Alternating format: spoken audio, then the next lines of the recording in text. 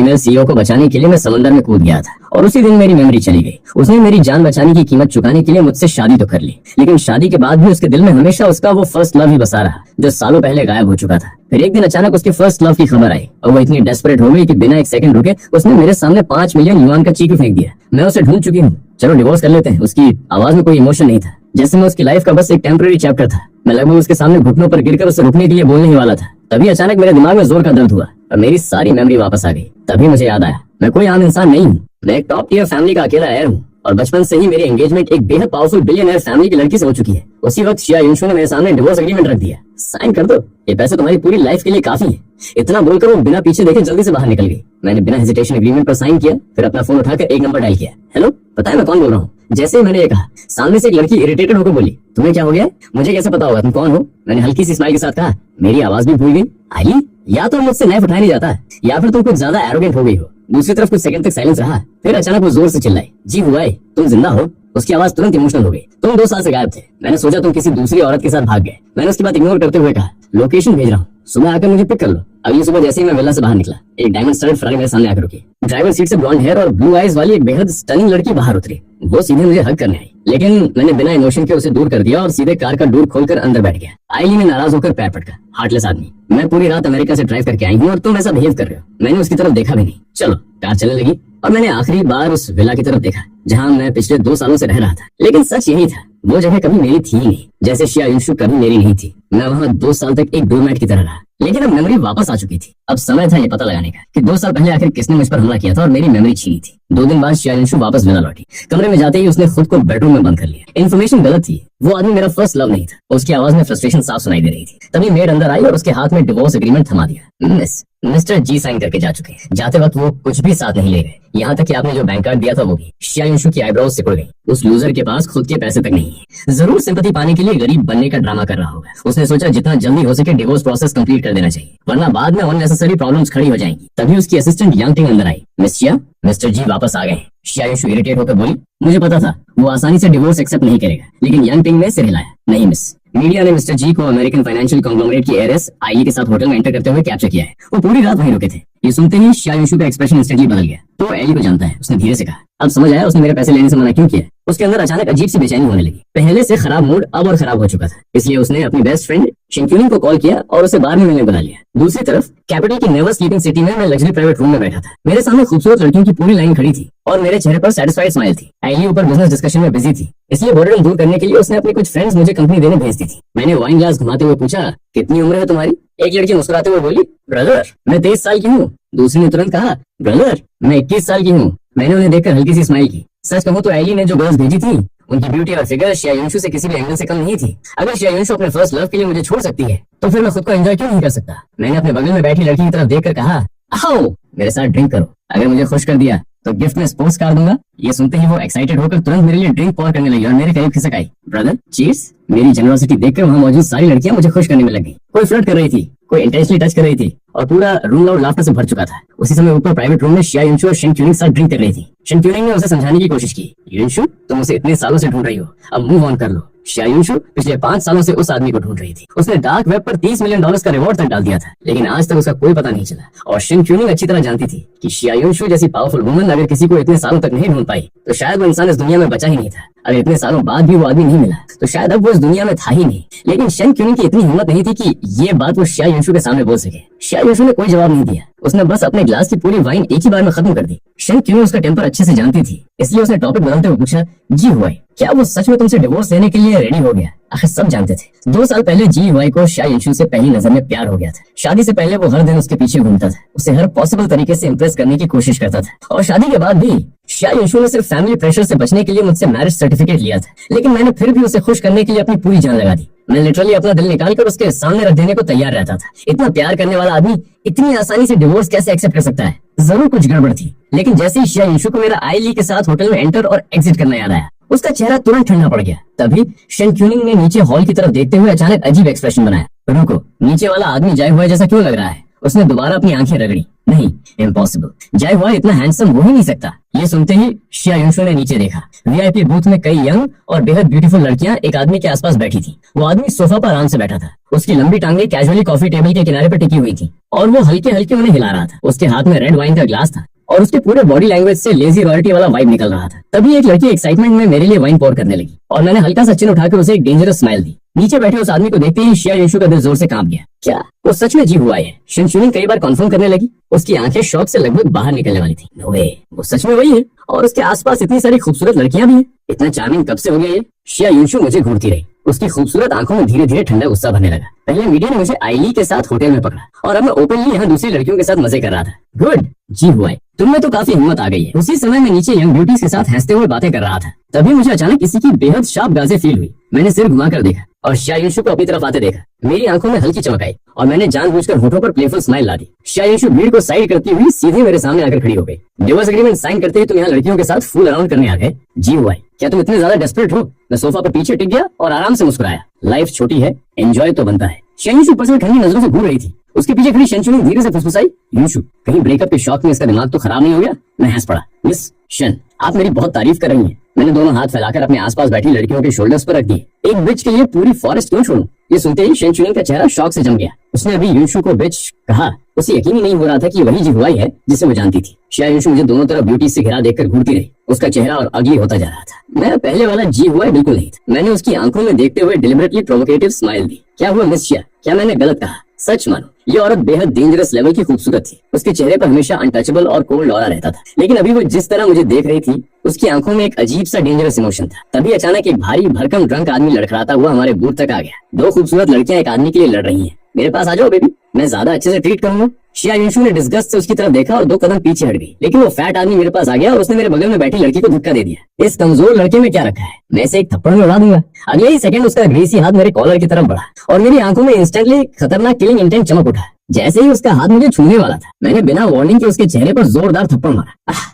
वो आदमी चीखते हुए सीधे जमीन पर गिर पड़ा। और तू साले, उसकी बात पूरी होने से पहले मैंने उसके पेट में जोरदार किक मारी और वो कई मीटर्स दूर जाकर गिरा। उसके बॉडीगार्ड्स ये देखकर तुरंत मेरी तरफ दौड़े और मेरी आंखों में एक्साइटेड ब्लडलस चमक उठा। मैं बिना पीछे हटे सीधे उन पर टूट पड़ा। एक पंच, एक आदमी नीचे, दूसरा पंच, दूसरा आदमी खत्म। पूरा फाइट 10 सेकंड भी नहीं चला और 4-5 बॉडीगार्ड जमीन पर पड़े कराह रहे थे। मैंने आराम से अपने कपड़ों की डस्ट झाड़ी, फिर वापस सोफा पर बैठकर कैजुअली वाइन सिप करने लगा। साइड में खड़ी शिनचुनिंग शॉक से मेरी तरफ उंगली दिखाने लगी। जी हुआई, तुम इतनी डेंजरस फाइटिंग कर सकते हो, लेकिन पहले तो तुम हमेशा इतने जेंटल लगते थे। वो डिसबिलीफ में सिर हिलाने लगी। कहीं तुम्हारी सारी सॉफ्टनेस सिर्फ एक्ट तो नहीं थी? शिया युनशु लगातार मुझे देख रही थी, लेकिन इस बार उसकी आंखों का गुस्सा धीरे धीरे गायब हो रहा था। उसकी रेड लिप्स पर हल्की अम्यूज स्माइल आ गई। शायद पहली बार उसे लग रहा था कि उसका एक्स हस्बैंड उसकी सोच से कहीं ज्यादा इंटरेस्टिंग था। पूरे 2 साल की शादी में उसने कभी असली जी हुआई को देखा ही नहीं था। पूरे 2 सालों की शादी में मैं हमेशा ओबीडिएंट और कॉम्प्लायंट हस्बैंड बना रहा। शिया युनशु जो कहती मैं वही करता, लेकिन डिवोर्स के तुरंत बाद मेरी पूरी पर्सनैलिटी ही बदल गई थी। और सबसे अजीब बात, अभी थोड़ी देर पहले मैंने जो फाइटिंग मूव्स इस्तेमाल किए थे वो उसे स्ट्रेंजली फैमिलियर क्यों लग रहे थे? शिया युनशु ने हल्के से आंखें सिकोड़ ली।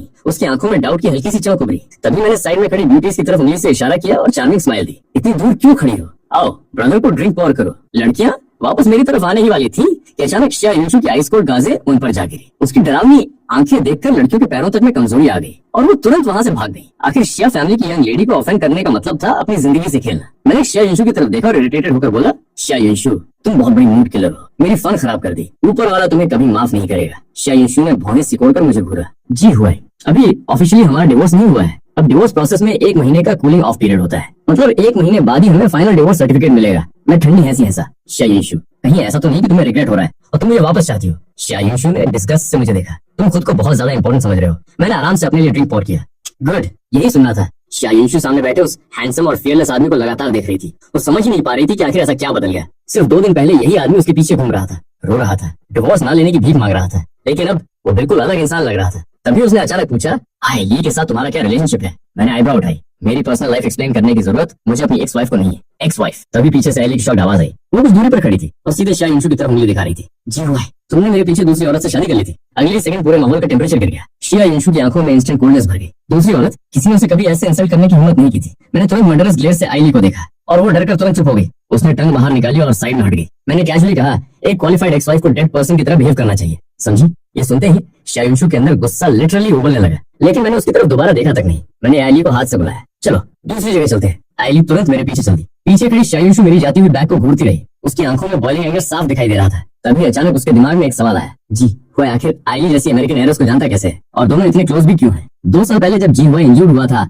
तब उसकी पूरी मेमोरी चली गई थी। इन 2 सालों में वो हमेशा शिया युनशु के प्राइवेट विला में ही रहा। उसने कभी बाहर जाकर काम तक नहीं किया। ऐसे में उसका किसी फॉरेन हेरस से मिलना प्रैक्टिकली इम्पॉसिबल था। तभी शिया युनशु की आंखों में हल्की चमक आई। अनलेस वो लोग पहले से एक दूसरे को जानते थे। उसने तुरंत शेन च्यूनिंग की तरफ देखा। आईली की पूरी बैकग्राउंड चेक करो, मुझे जानना है उसका जाई हुआई के साथ क्या कनेक्शन है। वो थोड़ी देर रुकी, फिर धीरे से बोली, और जाई हुआई की बैकग्राउंड भी दोबारा इन्वेस्टिगेट करो। शेन च्यूनिंग हैंस पड़ी। युनशु, मुझे तो लग रहा है जैसे डंप तुम्हें किया गया है। दूसरी तरफ मैं नेवर स्लीपिंग सिटी से सीधे होटल वापस लौट आया। जब मैंने शिया युनशु के सामने दूसरी जगह जाने की बात कही थी तब जानबूझकर कहा था ताकि वो चल जाए। रास्ते भर आईली ड्राइव करते हुए नॉन स्टॉप बकबक करती रही। वो बार बार शिया युनशु के बारे में पूछ रही थी। आखिर परेशान होकर मैंने कैजुअली एक्सप्लेन किया 2 साल पहले उसने मेरी जान बचाई थी, फिर मैंने उससे शादी कर ली। अब उसका फर्स्ट लव वापस मिल गया, इसलिए डिवोर्स हो गया। आईली ने डिसबिलीव से मुझे देखा। उसने तुम्हारी जान बचाई। वो ऑलमोस्ट हंस पड़ी। जी हुआई हमेशा दूसरों की जान बचाता है, कोई उसे कब से बचाने लगा? मेरा एक्सप्रेशन धीरे धीरे सीरियस हो गया। किसी ने ब्लैक शार्क के असैसिन्स को हायर किया था मुझे मारने के लिए। ये सुनते ही आईली का चेहरा बदल गया। ब्लैक शार्क की एशिया का बेहद डेंजरस असैसिन ऑर्गेनाइजेशन था। पैसे के लिए वो लोग कुछ भी कर सकते थे। कोई रूल्स नहीं,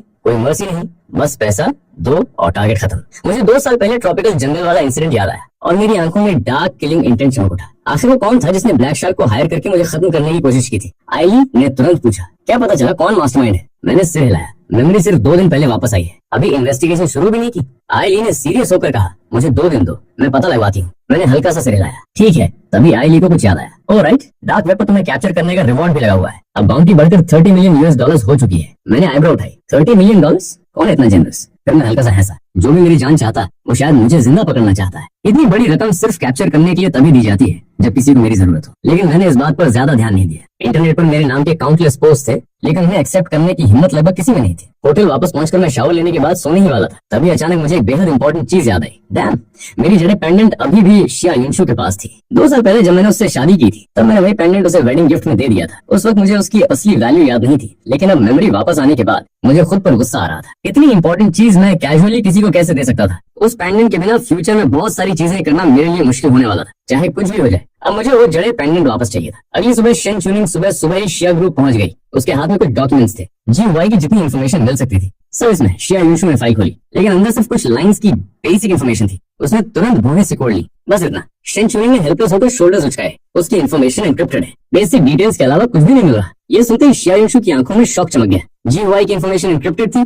ये ऐसी चीज थी जिसकी उसने कभी उम्मीद नहीं की थी। आखिर कोई ऑर्डिनरी आदमी अपनी आइडेंटिटी एनक्रिप्ट क्यों करवाएगा? शिया युनशु अपनी चेयर पर बैठी डॉक्यूमेंट को घूरती रही। उसकी खूबसूरत आंखों में कोल्ड सस्पिशन चमकने लगी। तभी असिस्टेंट यंग टिंग ने डोर नॉक किया और अंदर आई। मिस्टर जी आए हैं। लेकिन उसके सेंटेंस पूरा करने से पहले ही मैं अंदर एंटर कर चुका था। मेरी चाल में इस बार अलग ही हो रहा था। शिया युनशु ने जैसे ही मुझे देखा उसकी आंखों में एक पल के लिए हल्का सा अमेजमेंट चमका। साइड में खड़ी शेन च्यूनिंग को तुरंत कल रात नेवर स्लीपिंग सिटी वाला सीन याद आ गया और वो सबकॉन्शियसली एक कदम पीछे हट गई। मैंने दोनों को कंप्लीटली इग्नोर किया और सीधे शिया युनशु के डेस्क तक गया। मेरा जड़े पेंडेंट वापस दो। शिया युनशु मुझे लगातार घूर रही थी। शायद पहली बार उसे महसूस हो रहा था कि मेरे पूरे टेम्परमेंट में फर्क आ चुका है। उसने हल्का सा गल्प किया। कौन सा जड़े पेंडेंट? मैं ठंडी हंसी हंसा। मुझे पता था वो भूल चुकी होगी। मुझे साफ याद था जब मैंने उसे वो पेंडेंट दिया था उसने एक नजर तक नहीं डाली थी और कैजुअली टेबल पर फेंक दिया था। शादी के समय मैंने तुम्हें एक जड़े पेंडेंट दिया था। मेरी आवाज बर्फ जैसी ठंडी थी। शिया युनशु कुछ देर सोचती रही, फिर उसे वेगली याद आया। 2 साल पहले जब उसने मुझे बचाया था वो पेंडेंट मेरी गर्दन में लटका हुआ था और उस पर मेरा नाम इंग्रेव था। वो अपनी चेयर पर पीछे टिक गई और मुझे ऊपर से नीचे तक देखने लगी। तुम सिर्फ वो पेंडेंट लेने आए हो?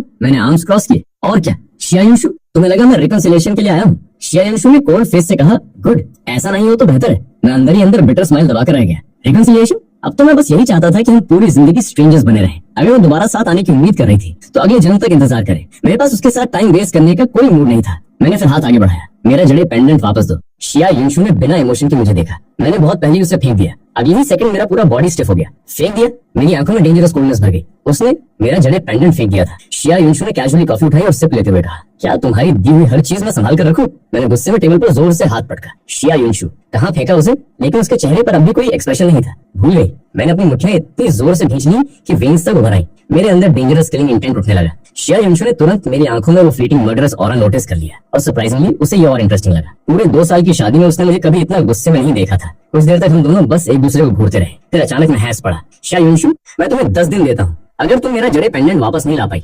मैं थोड़ा झुका और धीरे से बोला, तुम्हें कोर्ट जाकर डाइवोर्स एप्लीकेशन विथड्रॉ कर दूंगा। ये सुनते ही शियायुशु का चेहरा इंस्टेंटली ठंडा पड़ गया। उसे पहले से पता था ये आदमी इतनी आसानी से डाइवोर्स एक्सेप्ट नहीं करेगा। उसके दिमाग में तुरंत यही आया कि पेंडेंट सिर्फ एक एक्सक्यूज है। मैंने होठों पर बड़ी स्माइल ला दी। जब तक मैं डाइवोर्स एग्री नहीं करता, तुम्हारा फर्स्ट लव सिर्फ एक शेमलेस होममेकर कहलाएगा। शियायुशु की आंखों में आइसी एंगर भर गया। वो चेयर से उठकर सीधे मेरे सामने आ गई। जी हुआ है, ध्यान से सुनो, मैं ये डिवोर्स लेकर रहूंगी। मैं कोर्ट ला फैसला, तो जल्दी से मेरा पेंडेंट वापस ढूंढो। अगर नहीं मिला, मेरी आंखें डेंजरस होगी, तो पूरा शिया ग्रुप इसकी कीमत चुकाएगा। शियायुशु, ये तुम्हारा आखिरी मौका है। इतना कहकर मैंने उसे वार्निंग भरी नजर से देखा और बिना पीछे मुड़े ऑफिस से बाहर निकल गया। लेकिन जैसे ही बाहर आया, सामने डाइड येलो हेयर वाला एक आदमी मेरी तरफ आता दिखाई दिया। सॉन्ग मिंग्यू, सॉन्ग फैमिली का यंग मास्टर और शियायुशु का ऑब्सेस्ड एडमायरर। शादी के बाद से ही वो मुझे बार बार प्रोवोक करता रहता था। जैसे ही उसने मुझे शियायुशु के ऑफिस से बाहर आते देखा, उसका चेहरा इंस्टेंटली गुस्से से भर गया। तू यहाँ क्या कर रहा है? उसने उंगली दिखाकर चिल्लाया। मैंने इरिटेटेड होकर जवाब दिया, अपने काम से काम रखो। अगर ये पुराना वाला मैं होता तो सिर्फ शियायुशु को खुश रखने के लिए चुपचाप इंसल्ट सह लेता, लेकिन अब मुझे किसी की बकवास टॉलरेट करने का कोई शौक नहीं था। सॉन्ग मिंग्यू को उम्मीद ही नहीं थी कि हमेशा वीक और इजी टारगेट देखने वाला जी हुआई उससे ऐसे बात करेगा। उसका चेहरा गुस्से से लाल हो गया। जी हुआई, युशु तुमसे डिवोर्स ले चुकी है, फिर भी तुम उसके पीछे पड़े हो। मैं हल्का सा मुस्कुराया। यंग मास्टर सॉन्ग, अभी हमारा डिवोर्स सर्टिफिकेट नहीं आया है, लीगली वो अभी मेरी वाइफ है। ये सुनते ही सॉन्ग मिंग्यू का गुस्सा एक्सप्लोड हो गया। वो सीधे मेरे पास आया और एरोगेंट तरीके से मेरी तरफ उंगली दिखाने लगा। तो क्या हुआ अगर लीगली मैरिड हो? युशु तुम्हें पसंद तक नहीं करती। मैंने हाथ झटक दिया। वो मुझे पसंद करती है या नहीं, इससे फर्क नहीं पड़ता। फर्क इसे पड़ता है कि जब तक मैं डिवोर्स एग्री नहीं करता, तब तक मैं उसका लेजिटिमेट हस्बैंड हूँ। सॉन्ग मिंग्यू का चेहरा गुस्से से तमतमा उठा। तुम जैसे लूजर्स बहुत देखे हैं मैंने, डिवोर्स में जानबूझकर टांग अड़ाने वाले। तुम जैसे लोग बस पैसों के लिए डिवोर्स लटकाते हो, है ना? सॉन्ग मिंग्यू ने घमंड से हंसते हुए अपने बैग से एक चीकू निकाला और सीधे मेरे चेहरे पर फेंक दिया। यहाँ 1 मिलियन युआन है, पैसे उठाओ और युशु की जिंदगी से हमेशा के लिए गायब हो जाओ। मैंने सामने खड़े उस एरोगेंट आदमी को हल्की नैरो आइज से देखा, फिर आराम से नीचे गिरा चीकू उठाया। 1 मिलियन युआन। मैंने लेजी टोन में हंसते हुए चीकू घुमाया। इतने पैसों में तो मुझे सिर्फ 1 घंटे के लिए छोड़ने को कह सकता है। सॉन्ग मिंग्यू का चेहरा इंस्टेंटली लाल हो गया। 1 घंटे का क्या मतलब? मैं कह रहा हूँ हमेशा के लिए दूर हो जाओ। वो गुस्से में शियायुशु की तरफ देखने लगा। युशु, ये लूजर पागल हो गया क्या? इसे 1 मिलियन भी कम लग रहे हैं। मैंने टंग क्लिक की। यंग मास्टर सॉन्ग, सिर्फ 1 मिलियन युआन लेकर तुम मुझे इंसल्ट कर रहे हो। जैसे ही मैंने ये कहा, मेरी रिस्ट अचानक घूमी और चीकी हवा में ब्लेड की तरह घूमता हुआ निकला। अगले सेकंड पेपर का शार्प एज सॉन्ग मिंग्यू के चेहरे को चीर गया। वो दर्द से चीख पड़ा। उसने तुरंत अपना चेहरा पकड़ा, लेकिन उसकी पाम पर खून फैल चुका था। मेरा चेहरा, उसकी आंखें शौक और रेत से भर गईं। जी वाई, तुमने मेरा चेहरा काट दिया? मैं तुम्हें मार डालूंगा। मैं ठंडी हंसी हंसा। तुम? मेरी आंखों में डार्क ऑरा चमक उठा। 2 साल पहले ट्रॉपिकल जंगल में ट्रेन मैड डॉग्स भी मुझे नहीं मार पाए थे, और तुम खुद को क्या समझते हो? सॉन्ग मिंग्यू रेज में पागल हो गया। उसने पूरी ताकत से अपना हाथ उठाया और मेरे चेहरे पर पंच मारने की कोशिश की, लेकिन उसका हाथ मुझे छू भी नहीं पाया। मैंने इंस्टेंटली उसकी रिस्ट पकड़ ली। अगले ही सेकंड क्रैक, कॉरिडोर में हड्डी टूटने की साफ आवाज गूंज गई। सॉन्ग मिंग्यू ने पिग स्लॉटर जैसी चीख मारी और जोर से जमीन पर घुटनों के बल गिर पड़ा। उसका राइट आर्म अजीब तरीके से मुड़ चुका था। मेरा हाथ, वो दर्द से तड़पने लगा। मैंने नीचे झुककर उसकी हालत देखी, फिर स्माइल करते हुए आईब्रो उठाई। अगर अगली बार भी अकड़ दिखाई तो सिर्फ एक हाथ नहीं टूटेगा। तभी पीछे से शियायुशु की एंग्री आवाज आई। जी हुआई, तुम क्या कर रहे हो? सॉन्ग मिंग्यू ने जैसे ही उसे देखा, वो तुरंत रोने जैसी एक्टिंग करने लगा। युशु, जी हुआई मुझे मार डालना चाहता था। मैंने पीछे मुड़कर शियायुशु को देखा और कैजुअली अपने हाथ झाड़े। देखने नहीं, बस इस कमबैक को मैनर्स सिखा रहा था, लेकिन शियायुशु के पास मुझसे आर्ग्यू करने का पेशेंस नहीं था। उसने तुरंत लोगों को सॉन्ग मिंग्यू को हॉस्पिटल ले जाने का ऑर्डर दिया। फिर उसने मेरी तरफ देखकर कोल्ड टोन में कहा, हॉस्पिटल जाओ और सॉन्ग मिंग्यू से अपॉलॉजी मांगो। मैंने उसे ऐसे देखा जैसे वो दुनिया की सबसे स्टूपिड बात बोल रही हो। आखिर सॉन्ग फैमिली और शिया फैमिली की बिजनेस पार्टनरशिप थी और सॉन्ग मिंग्यू उनका स्पॉइल्ड यंग मास्टर था, इसलिए नेचुरली शियायुशु उसकी साइड लेने वाली थी। लेकिन मुझे फर्क नहीं पड़ता था। मैंने कोल्ड स्माइल के साथ कहा, क्या वो अपॉलॉजी डिजर्व भी करता है? इतना कहकर मैं जाने के लिए मुड़ा, तभी शियायुशु ने मेरा आर्म पकड़ लिया। अगले ही सेकंड मेरी आंखों में इंपेशेंस चमक उठी। मैंने कैजुअली उसका हाथ झटक दिया। मुझे मत छू। मेरी आवाज डेंजरस हो गई। क्या तुम्हें लगता है मेमोरी वापस आने के बाद भी मैं वही डोरमैट हूँ जो पहले था? ये सुनते ही साइड में खड़ी शन क्यूनिंग ने शॉक में गैस्प किया और शियायुशु के आसपास का ऑरा इंस्टेंटली फ्रीजिंग कोल्ड हो गया। जी भाई, उसकी आवाज बेहद ठंडी थी। तुम मरना चाहते हो क्या? मैंने डिस्डेनफुल लाफ छोड़ी। ट्राई करके देख लो। अचानक शियायुशु को मेरे आसपास एक अनएक्सप्लेन्ड डेंजर फील होने लगा। उसने कोल्ड आइज से मुझे देखा। मत सोचो कि सिर्फ आईली तुम्हारे पीछे खड़ी है, इसलिए मैं तुम्हें टच नहीं करूंगी। मैंने आईब्रो उठाई और टीजिंग स्माइल दी। क्यों? जेलस हो क्योंकि अब मेरे पीछे कोई पावरफुल इंसान खड़ा है? शियायुशु 1 सेकंड के लिए स्पीचलेस हो गई। आखिर वो मुझे पसंद तक नहीं करती थी, फिर जेलसी कैसी? लेकिन पता नहीं क्यों उसे अंदर से बेहद इरिटेशन हो रही थी। जी वाई स्टेट ग्राइंड करते हुए कहा, अगर तुम मेरे साथ हार्ड टू गेट खेलने की कोशिश कर रहे हो तो अभी बंद कर दो। मैंने उसे ऊपर से नीचे तक देखा और हंस पड़ा। Who the hell wants to play games with you? फिर मैंने बिल्कुल इमोशनलेस फेस से कहा, बिच, क्या तुम्हें लगता है तुम आरएनबी हो जिसे हर कोई पसंद करेगा? इतना बोलकर मैं बेहद कूल तरीके से वहां से निकल गया। पीछे खड़ी शियायुशु कोल्ड फेस के साथ मेरी जाती हुई बैग को देखती रही। कुछ सेकंड बाद ही उसने अपने बॉडीगार्ड्स को कोल्ड वॉइस में कहा, कोई इसके पीछे नहीं जाएगा। तभी शन चुनिंग धीरे धीरे उसके पास आई। युशु, क्या ये सच में वही जीवाई है जो तुमसे इतना प्यार करता था कि तुम्हारे लिए कुछ भी कर सकता था? वो डिसबिलीफ में सिर हिलाने लगी। या फिर इसका सोल ही बदल गया? लेकिन सच कहें तो शिया युनशु खुद भी समझ नहीं पा रही थी कि सिर्फ कुछ दिनों में एक इंसान इतना बदल कैसे सकता है। दूसरी तरफ मैं शिया ग्रुप छोड़कर वापस होटल आ गया। कुछ देर बाद मुझे शिया लीनर का कॉल आया। शिया लीनर शिया युनशु की छोटी बहन, वो चीयरफुल, क्यूट और बेहद वार्म हार्टेड लड़की थी। पूरे शिया फैमिली में वही अकेली थी जिसने मेरी मेमोरी लॉस के बाद हमेशा मेरे साथ अच्छा व्यवहार किया था। और सच कहूं, वो इन 2 सालों में मेरी इकलौती दोस्त बन गई थी। उसे अभी अभी मेरे और उसकी सिस्टर के डिवोर्स के बारे में पता चला था और उसे डर था कि शायद मैं मेंटली हर्ट हो जाऊं, इसलिए उसने मुझे बाहर मिलने बुलाया ताकि मेरा मूड बेटर हो सके। वैसे भी मैं जल्दी ही कैपिटल छोड़ने वाला था, इसलिए जाने से पहले मैं उसे प्रॉपर्ली थैंक करना चाहता था। मैंने उसका इनविटेशन एक्सेप्ट कर लिया। मॉल पहुंचते ही मैं उसे सीधे उसके फेवरेट हर्नेस काउंटर पर ले गया। आधे घंटे बाद शिया लीनर काउंटर से बाहर निकली और उसके हाथ में वो डायमंड इंक्रस्टेड क्रोकोडाइल लेदर हैंडबैग था जिसे वो सालों से चाहती थी लेकिन खरीद नहीं पाई थी। उसका पूरा दिमाग ब्लैंक हो चुका था। आखिर 4 मिलियन युआन का बैग प्रैक्टिकली एक लग्जरी हाउस की कीमत के बराबर था। जी हुआ है जी। चलिंग डिसबिलीफ में बैग को घूर रही थी। तुमने ये सच में मुझे गिफ्ट किया? मैंने स्माइल करके सिर हिलाया। अगले महीने तुम्हारा बर्थडे है ना, इसे अर्ली बर्थडे गिफ्ट समझ लो। अगले ही सेकंड शिया लीनर की आंखें एक्साइटमेंट से चमक उठी। ओह माय गॉड, जी हुआ है जी, you are seriously the best. लेकिन फिर अचानक वो कंफ्यूज होकर रुक गई। लेकिन तुम्हारे पास इतने पैसे आए कहाँ से? उसने सस्पिशियस एक्सप्रेशन से मुझे देखा। तुमने मेरी सिस्टर से डिवोर्स लिया लेकिन उससे एक पैसा तक नहीं लिया, ना हाउस ना प्रॉपर्टी, और पिछले 2 सालों में तुमने कोई जॉब भी नहीं की। वो पूरी तरह कंफ्यूज थी। मैंने बिल्कुल काम टोन में जवाब दिया, पुरानी सेविंग्स हैं। शिया लीनर ने पहले कैजुअली ओह कहा, लेकिन अगले ही सेकंड उसकी आंखें अचानक बड़ी हो गई। रुको, जी हुआ है जी, तुम्हारी मेमोरी वापस आ गई। मैंने हल्की स्माइल के साथ सिर हिलाया।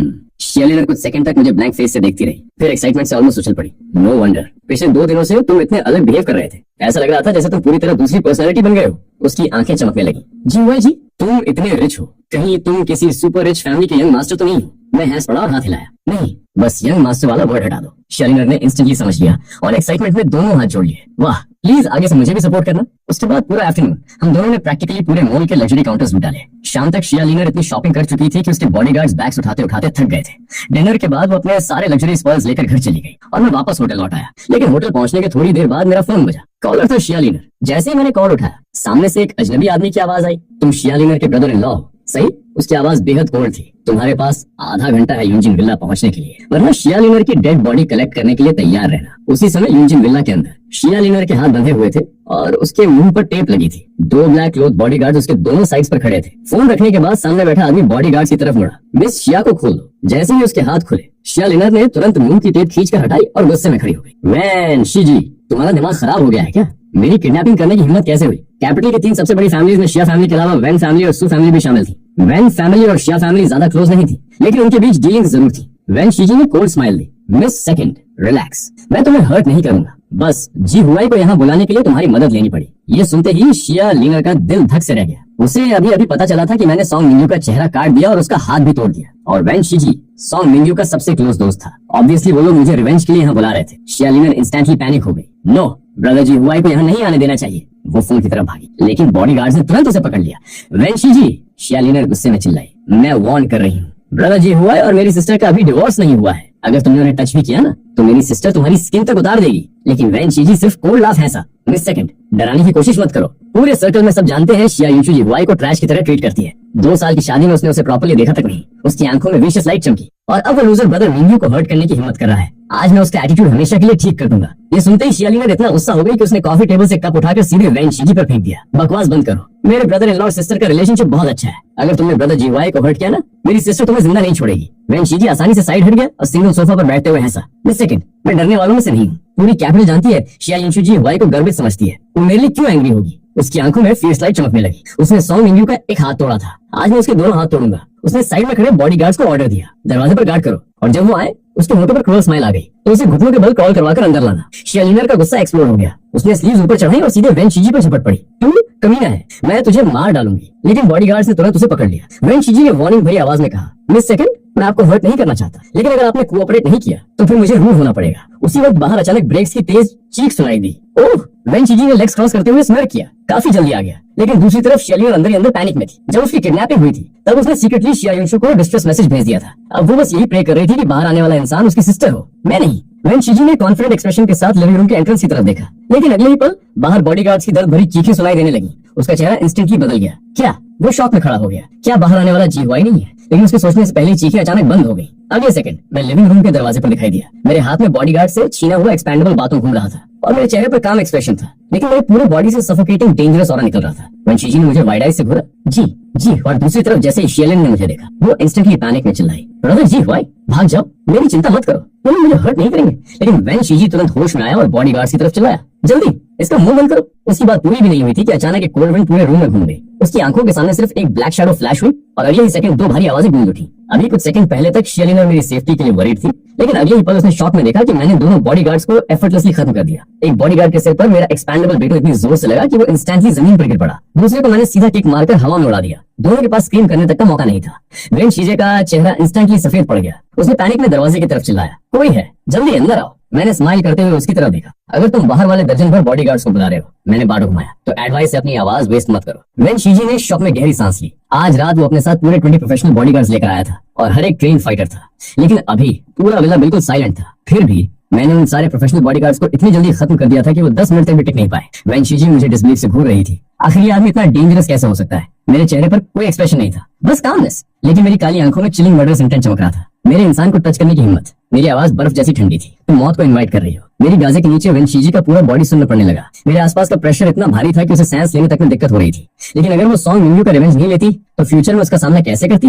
इसलिए उसने डर दबाकर टीथ ग्रिट किए। जी हुआ है, उसने खुद को काम दिखाने की कोशिश की। तुमने सॉन्ग मिंगू का चेहरा और हाथ बर्बाद किया है। अगर अभी अपने दोनों हाथ खुद तोड़ लो और अपना चेहरा खराब कर लो तो मैं तुम्हें और शियालिनर को जाने दूंगी। उसकी बात सुनकर मेरे होठों पर डेंजरस स्माइल आ गई। ये मेरी जिंदगी का सबसे फनी जोक था। उसी समय शियालिनर जल्दी से मेरे पास आई और मेरा हाथ पकड़ लिया। ब्रदर जी हुआ है, चलो यहाँ से, इसे इग्नोर करो। मैंने उसकी तरफ देखा और सरप्राइजिंगली जेंटल टोन में कहा, लीडर बाहर वेट करो। शियालिनर की आंखों में चिंता साफ दिख रही थी। लेकिन ब्रदर जी हुआ है, मेरी आवाज और सॉफ्ट हो गई। गुड गर्ल, मेरी बात मानो। कुछ सेकंड हेजिटेशन के बाद उसने आखिर सिर हिला दिया। ठीक है। जैसे ही शियालिनर लिविंग रूम से बाहर गई, अगले ही पल विला के अंदर से वैन शीजी की दिल दहला देने वाली चीख गूंज उठी। बाहर खड़ी शियालिनर डर गई। वो पैनिक में वापस अंदर जाने ही वाली थी कि तभी मैं कामली लिविंग रूम से बाहर निकल आया। ब्रदर जी हुआ है, वो तुरंत मेरी तरफ भागी और मेरा हाथ पकड़ लिया। तुम ठीक हो ना? मैंने कैजुअली कहा, मैं बिल्कुल ठीक हूँ। शियालिनर ने